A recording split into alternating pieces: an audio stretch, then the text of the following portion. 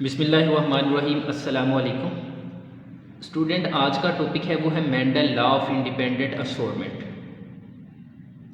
आज के लेक्चर में हम Mendel law of independent assortment के बारे में बात करेंगे और इसको बच्चे डाई हाइब्रिड क्रॉस भी कहा जाता है। इससे पहले हमने लॉ ऑफ सेग्रीगेशंस के बारे में पढ़ा था और मोनो हाइब्रिड क्रॉस की बात की थी। बच्चे वहाँ हमने मोनो हाइब्रिड क्रॉस को एक्सप्लेन किया था कि ऐसा क्रॉस जिसके अंदर एक करैक्टर को स्टडी किया जाए, ऐसे क्रॉस को हम नाम देते हैं मोनो हाइब्रिड क्रॉस। ठीक है, तो बच्चे इस वर्ड को अपने दो के अंदर स्प्लिट कर लेना है। एक है डाई हाइब्रिड क्रॉस। तो डाई का मतलब क्या होता है? दो। तो ऐसा क्रॉस, हाइब्रिड हम कहते हैं मुख्तलिफ के लिए, ऐसा क्रॉस जिसके अंदर हमने दो करैक्टरिस्टिक को स्टडी करना है, उसे बच्चे नाम देते हैं डाई हाइब्रिड क्रॉस का। इससे पहले जिस करैक्टर को हमने स्टडी किया था वो था सीड शेप के हवाले से। तो बच्चे हमारे पास दो करैक्टर थे। एक सीड की शेप थी राउंड, जिसके लिए हमने कैपिटल आर वर्ड यूज़ किया था। दूसरा हमारे पास रिंकल करैक्टर था, जिसके लिए हमने स्मॉल आर यूज़ किया था।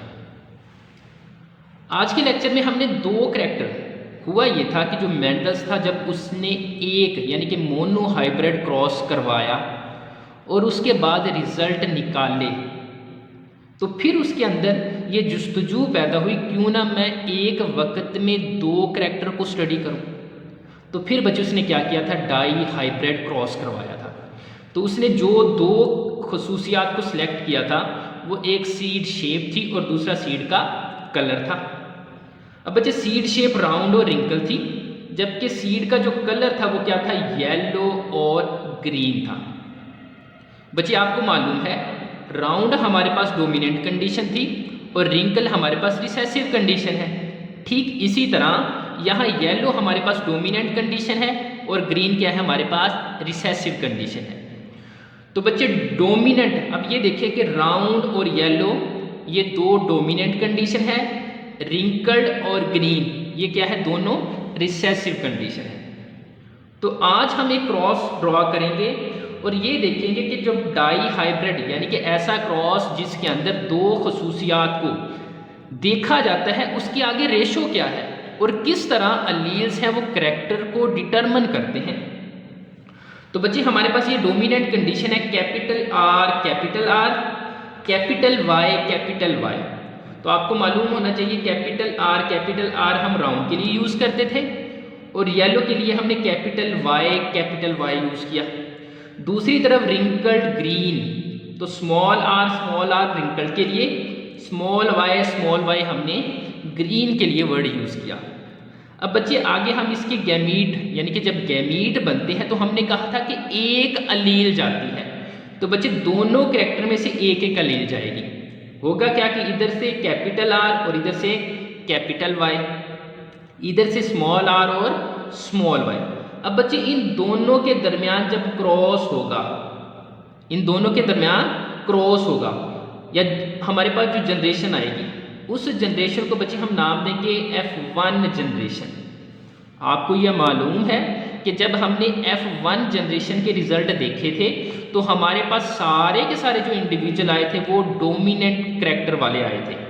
कौन से आए थे? Dominant character. और dominant character mono hybrid cross के अंदर राउंड था और यहाँ क्या है? राउंड और येलो है। तो बच्चे F1 जनरेशन के अंदर जितने भी इंडिविजुअल हमारे पास आएंगे वो राउंड येलो होंगे। हाँ, उनके अंदर ये जो अलील्स होते हैं ये मौजूद होते हैं, लेकिन ये अपनी खसूसियात को जाहिर नहीं कर पाते और जो डोमिनेंट करैक्टर होते हैं वो गालिब आ जाते हैं। इस वजह से जो डोमिनेंट कंडीशन होती है वही अपेयर होगी और ये क्या होगी? राउंड येलो होगी। ये बच्चे हमारे पास F1 जनरेशन है। इसके बाद जैसे कि पहले हमने F1 जनरेशन का F1 के साथ क्रॉस करवाया था, इनकी सेल्फ फर्टिलाइजेशन करवाई थी।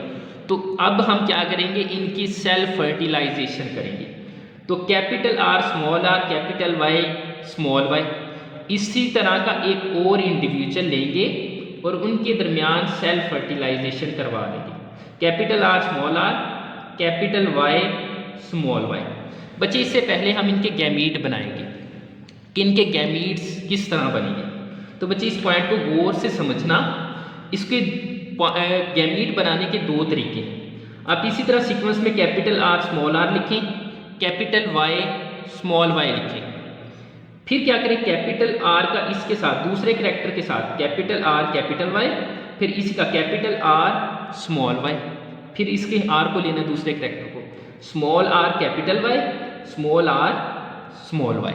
तो हमारे पास ये गैमीट बनते हैं, capital R capital Y, capital R small Y, small R capital Y, small R small Y. अगर आपको इसके बनाने में कोई कन्फ्यूजन होती है तो फिर आपने एक तरीका और है वो अडॉप्ट कर लेना है। वो क्या है बच्चे, एक करैक्टर के जो अलील है उसको एक तरफ लिख लेना है, दूसरे करैक्टर के जो अलील है उसको दूसरी तरफ आपने लिख लेना है। तो जैसे मैंने ये टेबल बनाया है, कैपिटल आर स्मॉल आर, ये सीट की क्या थी, शेप थी, दूसरे करैक्टर को हमने इधर लिख लिया। तो बच्चे capital R capital Y, capital R small Y, small R capital Y और स्मॉल आर स्मॉल वाई। तो ये गैमीट बनाने का ये तरीका ये भी है। अब बच्चे हमने बात करनी थी सेल्फ फर्टिलाइजेशन की, जो कि हमारे पास F2 जनरेशन्स आएगी और उसके अंदर हम रेशो देखेंगे कि क्या इंडिविजुअल किस तरह के आते हैं। तो बच्चे हमने एक टेबल ड्रॉ किया हुआ है, ये गैमीट बन गए हैं। अब इनकी हमने क्या करवानी है, फर्टिलाइजेशन या फ्यूजन करवानी है।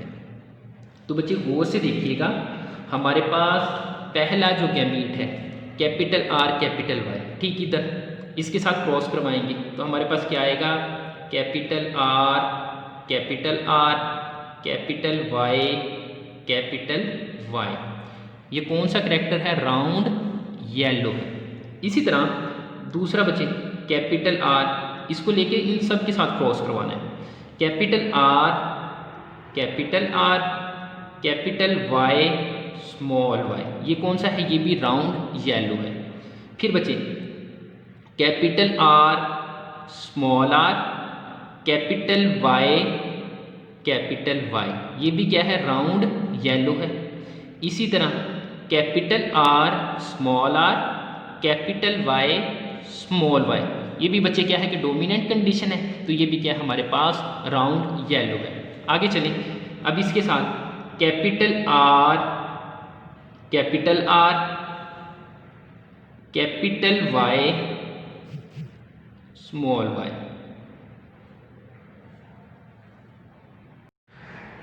अच्छा बच्चे नेक्स्ट हमारे पास आता है capital R small Y small Y. इसी तरह नेक्स्ट हमारे पास capital R small R capital Y small Y. Next बच्चे हमारे पास capital R small Y small Y. इसी तरह नेक्स्ट हम बात करेंगे capital R small R capital Y next capital R small R capital Y small Y. Next बच्चे small R capital Y small R capital Y small Y. Capital R capital Y small Y. इसी तरह capital R small Y small Y. Next small R capital Y small Y.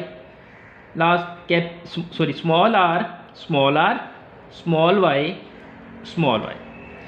अब बच्चे हमने result निकालने हैं। एक चीज़ मैं बता दूं, कुछ बच्चे कंफ्यूज होंगे कि कैपिटल, जब बच्चे कैपिटल और रिसेसिव कंडीशन आ जाए तो आपने हमेशा कैपिटल लेटर को पहले लिखना है, ठीक है। तो अब मैं रिज़ल्ट निकाल लूँगा कि ये कौन कौन से बच्चे। ये हमारे पास राउंड येलो है, ये हमारे पास राउंड येलो है, ये भी हमारे पास राउंड येलो है, ये भी हमारे पास राउंड येलो है। मैं आपको बता देता हूँ कैपिटल आर राउंड के लिए हमने यूज़ किया था और कैपिटल वाई हमने येलो के लिए यूज़ किया था। इसी तरह बच्चे ये क्या है, राउंड येलो है। इसी तरह ये क्या है, राउंड येलो है। ये क्या है, राउंड है पर कौन सा है, ग्रीन है। इसी तरह राउंड और ये क्या है, येलो है। ये राउंड और स्मॉल वाई है तो इसलिए हम कहते हैं ये ग्रीन है। ये राउंड येलो है, ये भी राउंड येलो है। ये क्या है, रिंकल्ड येलो। इसी तरह ये भी रिंकल्ड येलो है। लास्ट पे राउंड येलो और ये क्या है, राउंड ग्रीन। इसी तरह ये रिंकल्ड येलो है और ये क्या है, रिंकल्ड ग्रीन। अब बच्चे हम काउंट करेंगे कि हमारे पास राउंड येलो कितने हैं। बच्चे मैं साथ साथ लिखता जाता हूँ, 1 2 3 4 5 6 7 8 और ये हमारे पास 9। ये बच्चे टोटल हमारे पास 16 इंडिविजुअल हैं। 16 में से हमारे पास 9 कौन से हैं, राउंड येलो हैं। अब बच्चे नेक्स्ट हम काउंट करते हैं, ठीक है। हम काउंट करते हैं, राउंड ग्रीन काउंट कर लेते हैं। राउंड ग्रीन 1 2 और ये हमारे पास 3। तो राउंड ग्रीन हमारे पास कितने हैं, 3 है। नेक्स्ट हम काउंट करते हैं कि और हमारे पास कौन सा कैरेक्टर है। तो बच्चे रिंकल्ड येलो, रिंकल्ड डब्ल्यू से वाई फॉर येलो, 1 2 और ये हमारे पास क्या आ गया, 3। तो हमारे पास रिंकल्ड येलो कितने आए, 3। और बच्चे लास्ट पे एक देखिए रिंकल्ड ग्रीन है तो ये हमारे पास 1। तो हमारे पास फिनोटिपिक रेशो क्या आई, 9 3 3 1। बच्चे जब ये रिजल्ट आया तो मेंडल बहुत शॉक्ड हुआ।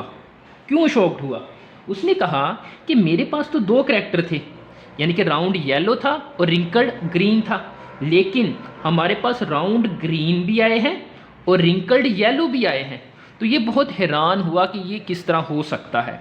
हुआ ये, हम लॉ ऑफ इंडिपेंडेंट असोर्टमेंट की बात करें तो बच्चे जब भी गैमीट बनते हैं, लॉ ऑफ इंडिपेंडेंट असोर्टमेंट का मतलब ही यही है कि जैसे ही गैमीट बनते हैं डिफरेंट करैक्टर के जो अलील्स होते हैं वो इंडिपेंडेंटली तौर पर क्या होते हैं, असोर्ट, मतलब क्या है कि अलहदा हुए हैं। इसी तरह जब ये गैमीट बन रहे हैं तो हर अलील इंडिपेंडेंटली तौर पर अलहदा हुआ है, जिसकी वजह से हमारे पास क्या रेशो आई है, 9 3 3 1 रेशो आई है। ये बच्चे क्या है कि फिनोटिपिक रेशो है। ये आपके पास टेबल तक हो गया। इसके बाद हमने प्रोबेबिलिटी मेजर करनी है कि आया राउंड येलो आने के चांसेस कितने हैं, रिंकल्ड ग्रीन आने के चांसेस कितने हैं। तो आपने सिर्फ ये टेबल तक करना है। मैं यहाँ तक रिवाइज करवा देता हूँ कि आज हमने पढ़ा क्या है। बच्चे सबसे पहले हमने Mendel law of independent assortment को एक्सप्लेन किया कि ये क्या है। तो हमने कहा था मेंडल ने 2 लॉ पेश किए थे, एक मेंडल लॉ ऑफ सेग्रीगेशन था और दूसरा Mendel law of independent assortment था। इसके लिए हम दूसरा नाम यूज़ करते हैं dihybrid cross. Dihybrid cross क्यों कहते हैं, क्योंकि हमने कहा कि इस क्रॉस के अंदर हम 2 करैक्टर को स्टडी करते हैं, इसलिए इसको डाई हाइब्रिड क्रॉस कहेंगे। और 2 करैक्टर कौन से थे, सीड शेप थी और सीड कलर था।